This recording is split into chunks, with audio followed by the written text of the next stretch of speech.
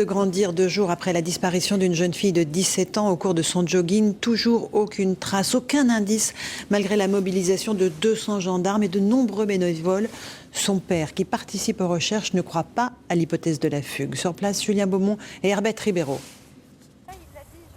Marie-Jeanne Meyer, introuvable depuis plus de 48 heures. Alors, ils sont venus prêter main forte. Amis, voisins, chasseurs, randonneurs, des bénévoles qui inspectent chaque recoin d'un secteur aussi vaste qu'escarpé. Les chemins des choix, c'est ça en fait. Et c'est vrai que si elle s'est blessée, qu'elle est tombée, je sais pas quoi. On peut très bien se cogner la tête sur une pierre. Accident ou enlèvement. Pour le savoir, chaque sentier est examiné plusieurs fois. Qu'est-ce que vous recherchez? Des éléments de preuve, des traces, éventuellement un quelconque indice qui peut nous orienter tout simplement. Des équipes spécialisées se chargent des crevasses ou des dévers. Même des patrouilles ont lieu sur le Rhône, situé pourtant à quelques kilomètres de là. Sans résultat. À chaque compte-rendu, le père vient aux nouvelles. J'ai espoir, oui, on a espoir. Hein.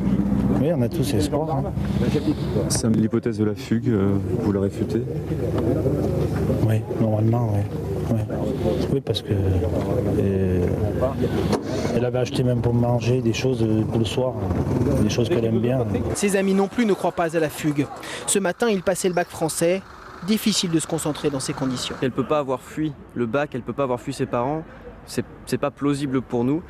Et donc ouais, ça nous inquiète vraiment. Souvent on pense que ça arrive qu'aux autres et là ça arrive à une personne qu'on connaît. Du coup je pense que c'est très angoissant et j'ose même pas imaginer pour la famille parce que Marie-Jeanne c'est une fille très calme, très gentille. Au lycée, une cellule spéciale d'écoute a été mise en place. Les élèves, eux, souhaiteraient organiser une marche pour dire qu'ici, tous pensent à Marie-Jeanne Meyer. Et sur place, on rejoint notre correspondant Jean-Marie Delot. Jean-Marie, bonsoir. Où en est-on des recherches ce soir pour tenter de la retrouver ? C'est toujours le mystère, les recherches n'ont toujours rien donné. Alors ici, c'est la partie visible de l'action de la gendarmerie. Parallèlement, 25 enquêteurs dans l'ombre tentent de recouper tous les témoignages qui sont parvenus après la publication de la photo de Marie-Jeanne. Des témoins disent l'avoir vue par exemple monter dans un bus dans la région. Rien de probant selon les enquêteurs. Pour eux, il y a toujours 3 hypothèses.